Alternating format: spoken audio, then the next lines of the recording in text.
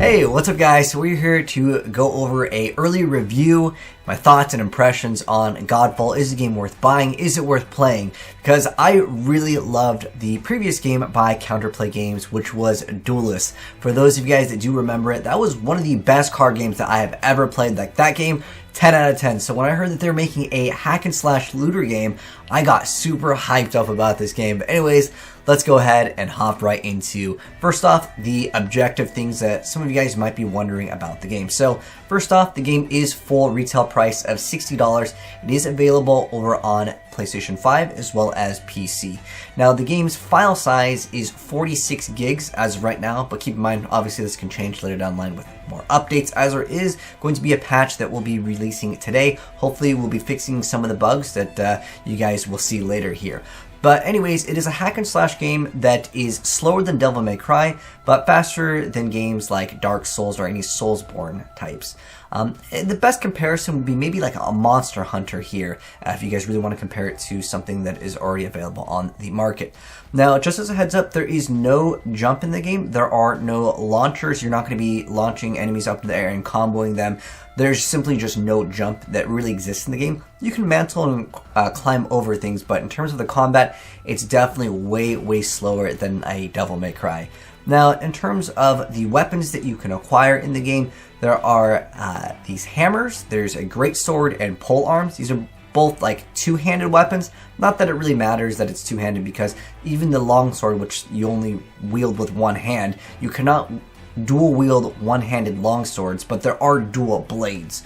Now, in terms of the campaign, it is about 5 to 8 hours. It kind of depends on how fast you want to rush things, and of course how good you are at the game, as depending on your build too, that can matter, as the gameplay that you guys are seeing in the background is the endgame content. There is no spoilers. The endgame of the game is just doing the same thing that you were doing before, but it's a little bit more difficult. But anyways, my build is all about actually taking damage to actually build up more damage with a augment, which I'll mention what the heck an augment is later, because it's actually kind of cool. But anyways, in terms of the game, there are 3 different acts, and each act has its own tile set. So right now we're in the Earth realm, so most of the terrain will look very similar to everything in the first act. Then there's like this water realm, and then there's also an air realm, which is more like a desert biome. So basically there's 3 different biomes, but each act you'll be doing basically the same thing. Go over here, point A to point B, usually a boss at the end. But in terms of the game and its story, I would say if you are looking for an epic story adventure to go ahead and go on with a really deep story, this game is definitely not going to be delivering in that department. What it does offer in terms of story is your brother, he's bad, go kill him. That's literally the entire story for the game. And on top of that, there are no loot filters, there's no trade market, an auction house, or a matchmaking system. You're going to have to just strictly play with your friends that you're going to have to invite, which I really feel like all of those things should exist in a looter action RPG game day one. Maybe we'll have that in the future, but again, I think the matchmaking system really should be something that exists in the game ASAP. Another question that some of you guys might have for the game, will this game last more than like a month? Because DLC is technically planned for this game, so it does have at least somewhat of a future, but I think most people will max out in a few days. Maybe even a week. The gameplay is super repetitive. Now that isn't necessarily a bad thing as long as the combat is really good, which is what I want to go ahead and dig into. So in terms of the combat, the game, like I mentioned before, it's slower than Devil May Cry, but faster than games like Dark Souls. However, with the gameplay's mechanic in terms of activating your skills, you can't just hit a button to activate like a cool skill. You have to charge up your ability, and even though you have a cooldown built in, you also have to factor in, you have to basically sit back, activate L2, and then you're going to be able to go ahead and use your ability. And it's just kind of a feels bad situation where you're hack and slashing an enemy, then you're like, okay, I want my ability's up, all right, let me back away from the enemy, charge up, then initiate. So in terms of its flow, I think that could be something that could be looked into in the future, but I mean, obviously the game's already out. Maybe when they release other weapons later down the line with the DLC or more armor plates, this can be something that they can think about to really speed up the fluidity of the gameplay, because that's one of the biggest criticisms I have for the game in terms of its combat. Maybe for certain weapons like the hammer, it's got to charge up, you know, that's totally fine. But when you're using these dual blades and you're hack and slashing and then you want to activate your ability to go ahead and get a buff, you have to like back out then buff. And I just wish that it had, again, more fluidity with doing some of the weapon swaps and stuff like that, which the game kind of encourages you to swap weapons for a specific build, but it's not something I think that everyone will be interested in doing, nor is it like going to be something where you're playing like Devil May Cry and you're swapping weapons and your stance is super fast. It doesn't really have that. The move sets on each weapon are relatively small. You'll see once we dig into that in a little bit, but because, of course, this game just launched, I was playing on day 0, and there were a few issues, and I want to go ahead and address those really quick because, you know, sometimes when games come out, they're like broken for the first week. The game was definitely playable. Day 0, the game definitely felt like there was some small delays in between, like picking up some of the loot in some of the areas. Again, this is definitely something that I want to go ahead and mention that has been kind of fixed. As day 0, when you would pick up loot or you would do certain moves, I definitely noticed there was some lag, and I was thinking, can my PC not handle this game? And no, it's just that the servers were having some issues, because now the game is a lot smoother, at least from day 0, so I haven't really had too many issues with the game's smoothness or hitches or anything like that with stability. However, I did run into a few bugs, and I want to go ahead and mention them, as this is a game review. We gotta go ahead and mention those. So the first thing that I want to mention is, yeah, I got stuck in a destructible, basically just couldn't actually move. Just watch this. Permanently stuck in this area. I can't move. And then another problem that I did have while playing the game is while doing the tower, which is like an area we're going to go ahead and have to do a lot of these different rooms, and then you kind of advance and you go higher in the tower. Once I got to level 8, the AI just literally was broken. Just watch this.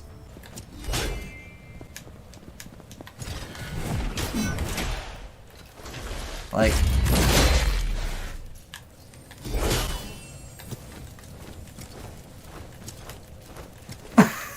another issue that I did have while playing the game is that for whatever reason, the enemy was stuck inside of an object, and I had to kill the enemy to progress, but I simply could not do that because they were stuck inside, like this, inside the pillar here.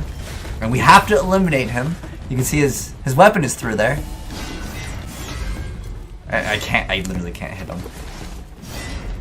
Now, I didn't get these bugs super frequently to the point where, like, I wanted to uninstall the game. It's just something I do want to mention that does exist. Obviously, the bugs where, you know, the enemy got stuck on the wall and stuff like that. Yeah, it's very frustrating because you have to reset the entire level. And even with the tower, I eventually finished the tower, and I got nothing because I don't know if they made it so they wanted to add that maybe later down the line. They're like, no one's going to get to the top of the tower. We got to the top of the tower, and like there's nothing at the top. Like, you just have to exit the game, which is, it's really strange. Again, that might have been a bug, but I just think that, you know, the game should function day 1. That's all I'm really trying to say. But there are more in-depth mechanics that I want to go ahead and go over with this game, in case any of you guys do want to go ahead and follow more of this. But I know some people just kind of want to know, what are your thoughts on this game, like right now, without going in and making this video a lot longer than necessary. But I do want to show in all the mechanics, because as a content creator that, you know, really loves action RPGs, that is where most of the content lies. If you just wanted to go ahead and play a campaign, again, the story just really is way too short and it's not deep at all. I would probably not recommend this game if you just want a story. But check out the other section of the video if you do want to go ahead and see more in-depth mechanics. But if you're looking for just a straight up number, because this is something that I got asked over and over, is this game worth picking up? To really answer the question, it's really, really shallow. Like, it's super, super repetitive. I feel like at the current game state, because of how repetitive the game is and the lack of diversity in the armors, which I'll show you guys the different armors and kind of what they do. They're very similar to one another. I really feel like there were so many missed out opportunities with this game. And with counterplay games, I love duelists so much that I held them to a very high standard. And I was really, really disappointed with this. It's hard to really give this game over like a 6 or a 7, and that's kind of being generous even in its current state with some of the issues that it does have. But overall, anyways, like I said, stick around for all the gameplay mechanics, because that is something it is important, but I know some people don't want like a 30-minute YouTube video, but I have to explain all the crafting and the enchanting and all the different armor plates to really show you guys what else this game has to offer, as you're going to be pretty much doing the same thing over and over again. But yeah, that's like my number review. It's like a 6 or 7, at least as of right now. I'll probably follow up this video, since I've already completed the campaign. I think it's okay to go ahead and make a early review here, but there are more mechanics that might be shown off later with the DLC, and that can be really where the game shines. But anyways, let's go ahead and check out all the different armors and the crafting and other systems that this game does have to offer. Alright, so in terms of the pieces of gear and the legendaries, are they actually meaningful? And I would say, yeah, there are a lot of really cool things in this game that are going to be interesting people that are really fans of action RPGs. So you can take any item, as long as it's at least green, you can upgrade it and make it become a legendary item. So you have, let me just go ahead and go over to the items. So you have your gray items, and then after that you have green, and then you also have blue, and then you have purple, and then you have the gold or legendaries. Now, in terms of the items and optimization on the pieces of gear, you basically have a base item that will have like the primary, but as you upgrade them, which I'll kind of dig into in a moment here, you'll be able to get more secondary stats added into the item. And then you can also boost those secondaries, like for example this item over here. You can see where it's highlighted, where it says plus 10% crit chance and plus 5 crit chance. That is something I have actually upgraded and chosen. Once we go ahead and upgrade or enhance our items, we'll get more secondaries. And depending on the rarity of the item, that will affect how many different bonuses that you have as the secondary, so more modifiers onto the item. Now, some items will be very good to go ahead and like use even towards the end of the game, because certain primaries are very hard to get, and they might benefit your build heavily. Now, my build is basically based off of getting crit, but there are other ways to build your character, and I want to go ahead and show you guys the different armor pieces as well. But primarily, in terms of like pieces of gear and what you're looking for, you know, as far as stats go, you have might, which is your like main source of your damage, and then spirit is your ability damage, and then you have vitality, which is your HP. So what we're going to go ahead and dig into is you can actually have 2 different items in terms of your weapons, and you can swap in between them whenever you want. I just happen to run a double longsword just because these ones happen to be very good.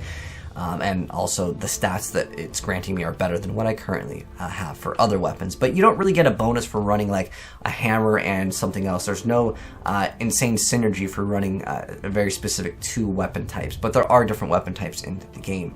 Now, what's actually more interesting with this game than like the normal stats that you'd have on your pieces of gear is actually this augment system. So this system over here, depending on which armor plate that you have, like we have Hinterclaw equipped over here, we have these different sockets. Now, actually it'll be easier if I just show you guys a different suit. So if I go ahead and show you guys this suit and I go to the augments, you'll see that there are these different sockets here. So the white socket allows us to go ahead and put in any color. The red, we have to get a red one. The green one, blue one. And you'll unlock more of these as you go ahead and progress in the game by your level. So if I go ahead and click on the white one, you can see I can put in any of these different augments, and some of them will have more, I guess, game-changing stats than others. So this one's, whatever drain it has, that's how much energy it costs for our suit to actually utilize. We can't go over that amount. So for example, this suit over here has 76 power usage, so that's how much it would drain, if you're wondering what the heck is drain. But then spirit, again, that's our ability damage. So you'll see there's a primary and there's a secondary. Now, depending on which suit that you select, the augments, these colors and the way that these are positioned actually matter quite a bit. So you can see over here, like this one over here is connected to a red, but the green over here is not touching this one. And this is actually very important and actually really cool. And I really wish they kind of showed off more of this when they kind of were demoing the game and stuff. Because in our augment slot over here, we have Sunburst, which is a legendary augment that grants us as a primary, whenever you hit an enemy, you get to restore 2 health for every 20 vitality on adjacent augments. So this one over here, it comes out as a white, and then it has 2 connected on every color. So because this one has a modifier that wants to have vitality that would be a green one in 2 slots adjacent to it, basically pointing to it, like connected. That's where this game has a little bit more depth, and I think is a really cool mechanic over here. But in addition to that, let me go ahead and actually grab my controller because I don't know what the hotkey is for it. But each suit over here has a benefit. So Silver Mane over here has the benefit of 10% weapon technique charge speed, shield charge speed, and polarity attack charge speed. And then it has an ultimate. Every armor plate in the game will have a flat passive, like this one's like that 10%. And then the Archon Fury, which is our ultimate, we get to get 3 Spirit Warriors, and then during it you get like a bunch of extra damage as well.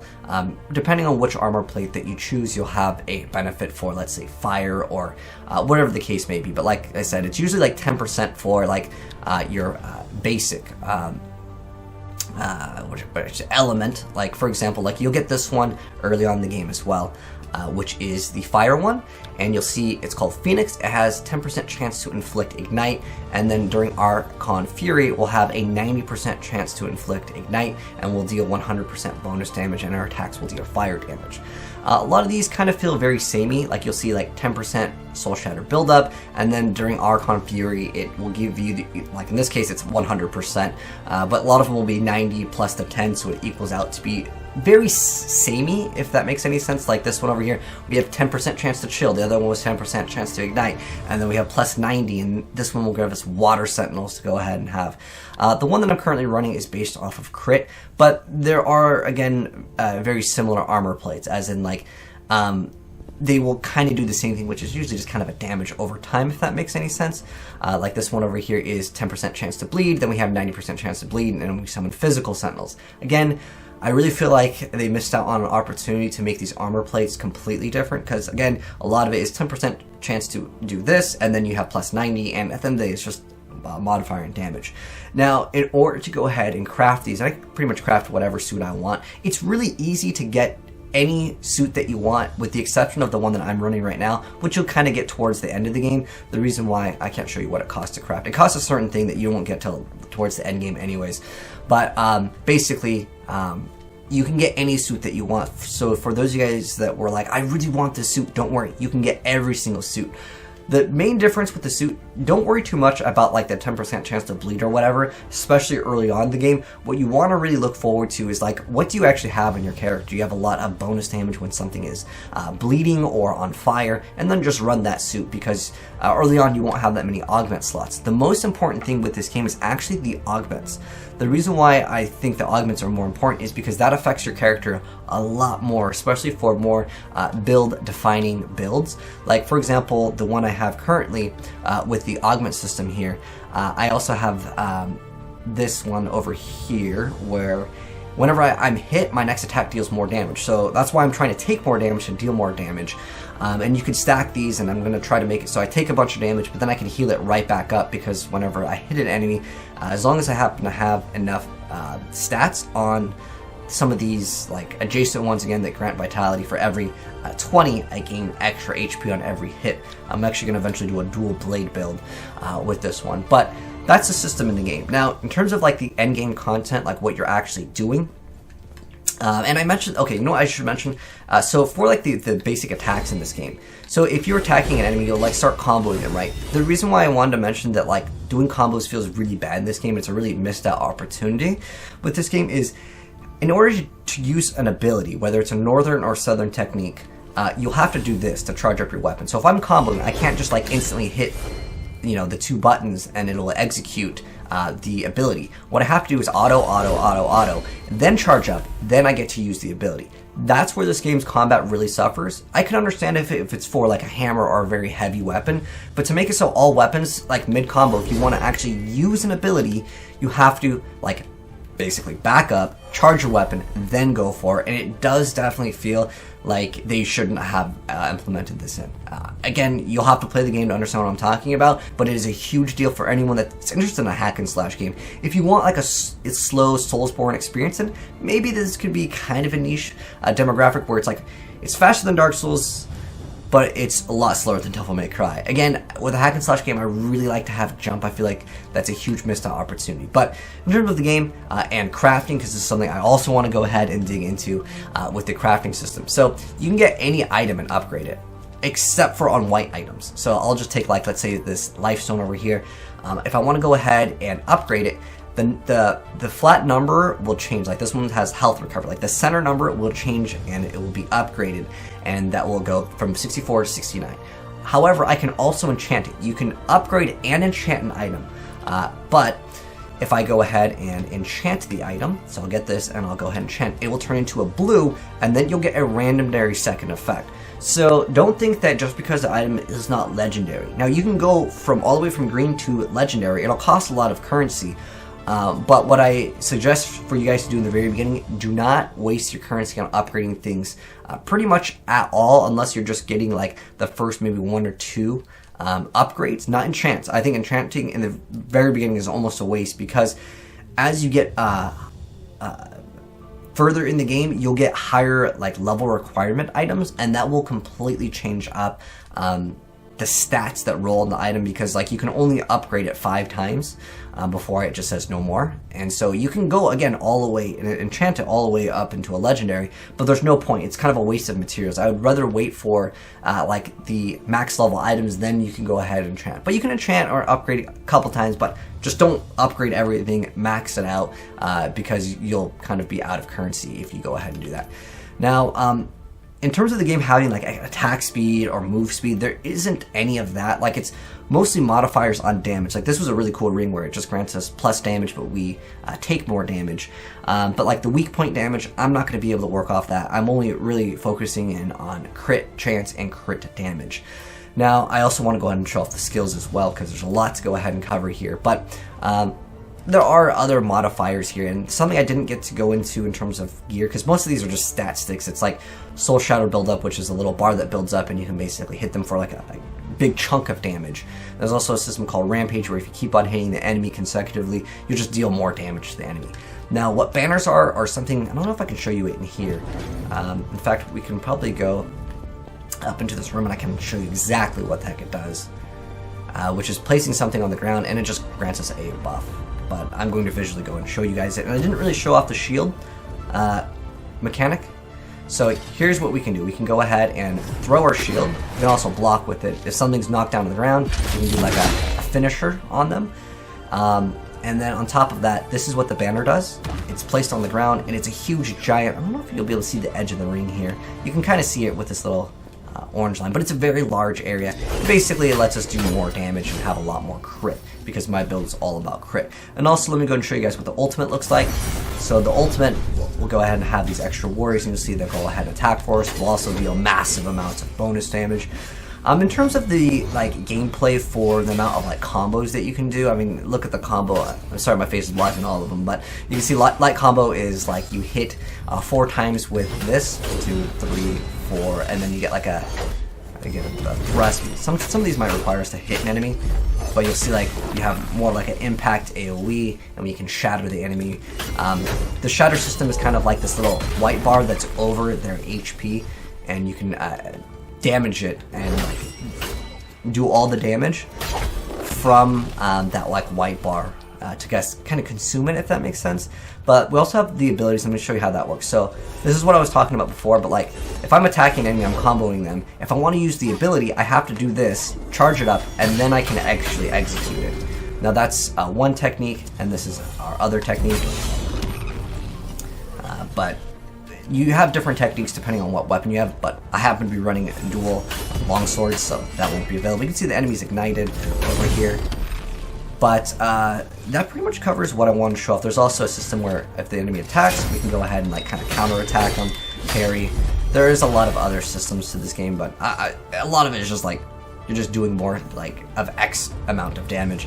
But now that I've shown off like the banner system in the game and kind of how that works, I want to go ahead and also show off the skill system in the game. So you have skill points in the game. I believe max level is 50, but you get a skill point as you go ahead and level up, and you'll be able to put more skill points into other things. A lot of it is just like either cooldown or plus bonus damage to this type of abilities. So you can have like Soul Shatter buildup, that's the white bar that I mentioned.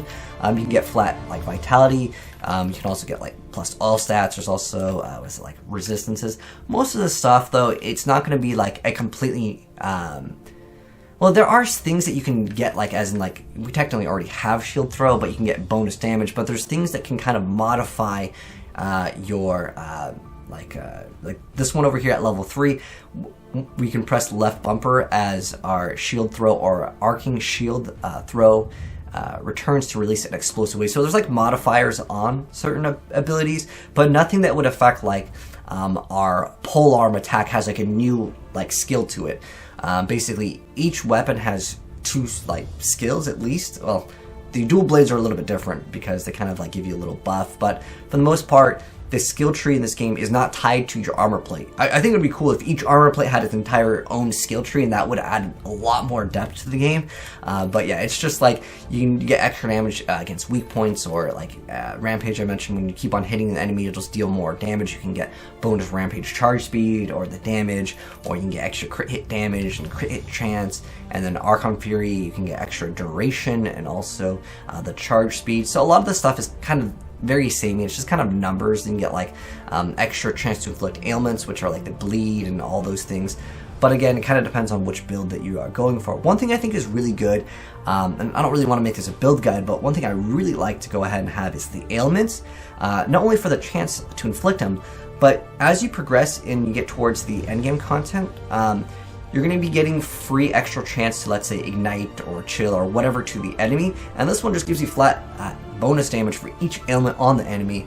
And because it's kind of hard to get all your gear to roll, let's say, everything in the very beginning, to have everything have chill or everything have like bleed, it's better just to get one of each, start stacking them, and you'll get way more damage out of this than +% damage to the bleed enemy, especially on the very beginning, because it's just too hard to match everything, because it's just not worth dumping all the currency into. Now this is something that you'll talk to for the campaign, but pretty much you'll just be going over here. And I mentioned that there are 3 different acts in the game. So there's the earth, water, and air. All the areas feel very samey. Once you do one mission, it's basically the tile set. You go there, you rush and get to the boss, and you kill him, and then you move on to the next one. But Dreamstones, this is unlocked once you finish the entire campaign. And apparently there's some like uber boss at the end. Well, since this is going to be like an early review on the game, I won't be covering that because I haven't actually done it yet. But I have completed the entire campaign of the game. But I am enjoying this a lot more. You can see the different effects, like we have minus weak point damage resistance or minus 50 water resistance. So there are modifiers. You'll do a few of these and you'll advance to the next one, then you advance to the next Dreamstone. I probably will be finishing the game within like another day, but I know a lot of people really want to know like how is this game and what's your review on this game now that we've gone over like all the mechanics. I didn't want to make this video too long, but I did want to go over all the mechanics as you know, this is important for an action RPG that people are going to be playing. They want to know, like, what's the loot like? What's the crafting like? And I would say the loot in the game, I really wish it had a loot filter. I feel like nowadays in 2020, any action RPG that has loot, you need a loot filter. You need some type of way for people to also trade items. This guy over here, you'll unlock him really early on. This is how you basically craft. And you can also disenchant your items to go ahead and get other material. I'm going to show you what it will salvage for as well. But I would say, overall, the systems are pretty cool, and I think the thing that I like the most is this augment system, because again, it opens up the doors for a lot more play in the build diversity than the armor plates, and that's one area where I think the game really shined. Now, a lot of people might be wondering, like, you know, what's your like review of the game in terms of giving it a score? I feel like because there's just such a lack of content, like the positives of this game, I like the music, I like the game's visuals, I like the loot's like pretty decent too. I would like to see more modifiers that are more completely build defining. I'm talking Path of Exile unique levels where you would spend, let's say, like health for your abilities, but you would be able to get like vampirism or something. Like, I want really insane game breaking like you know, ideas and next generation like gameplay. If you're looking for a game that has next generation like cool ideas, this game doesn't really have it. The augment system is pretty cool, but it's really not super insane to the point where like my mind is blown. Like, for example, like the Kanai's Cube in Diablo, or certain other systems like the Jewel system in Path of Exile, where you basically craft your own skill tree. Like, those are the things that I'm looking for when I look at an action RPG and its game's development. Whereas this game, it didn't offer that. The gameplay itself is what I would consider Xbox 360 gen, PS3 gen. Like, the game looks very nice, but again, the gameplay's playstyle is just, it's nothing new and game breaking here. And I really feel like for the campaign, it was really forgettable. The story, I wouldn't have played this game for the story. I wouldn't have played it for the campaign. I'm basically playing this as a looter game, which is totally fine. But I really feel like there's just a lack of content, especially for $60 at the start over here for the game. I think it's a little bit too expensive. For the price of this, you can pick up Devil May Cry 5, you can pick up Metal Gear Rising: Revengeance. Those are both excellent hack and slash games. And then on top of that, you can pick up Diablo 3 with the expansion pack and have a lot better experience, or get Path of Exile, which is completely free. But I know that this game is new and people want to go ahead and know how is this game. And for me, I really feel like if I was to give this game a score, it would be anywhere from like a 6 or a 7 at the moment. The reason why is I just feel like there's a lack of content, really, and there's not really anything new. And I would really like to see them expand more on this game, which DLC is coming out in the future. It just really comes down to the price point of $60 for, like, an average player. I mean, they might just do the campaign 5 hours, and it's very, very, very, very, very, very repetitive. That's the biggest disappointment, at least from my viewpoint. But I did enjoy the game myself, but from Counterplay Games, because I thought Duelist was such an amazing game. Like, that game I give a 10 out of 10. Super amazing game. Highly, highly can recommend, even though it doesn't, I don't think it exists anymore because it got shut down. But I was expecting a lot more out of them, and I'm hoping that with DLC, this game could be a game that I will come back to, when there's a new season, new update, patches. I'm hoping that that can exist, but like day one, you gotta have some sort of matchmaking system so people can play with other players. You gotta have a loot filter in your action RPG. These are basic things that should exist in an action RPG. Also, I really wish instead of their system of like having the weapon, the amulet, the rings, I think it would have been cooler to have like boots, gloves, and you can go ahead and mix and match all these pieces of gear. Movement speed exists on boots, like I would like that to exist. I would like to have attack speed on my gloves, like things that I just feel like should inherently be in an action RPG just aren't here. But we'll have to wait and see what they do with this game as DLC is coming out in the future. But a lot of my friends ask, I really like Diablo, do you recommend this game? I would say probably not if you're just looking for a looter game that you want to play for hundreds and hundreds of hours. This game is, you play for a couple days and you'll min-max out. That's the way I see it as of right now. But anyways, those are my thoughts. You guys can let me know yours down below in the comment section below. But thanks for tuning in, guys, and I'll catch you on the next video. Have a good one, and I'm signing out. Peace.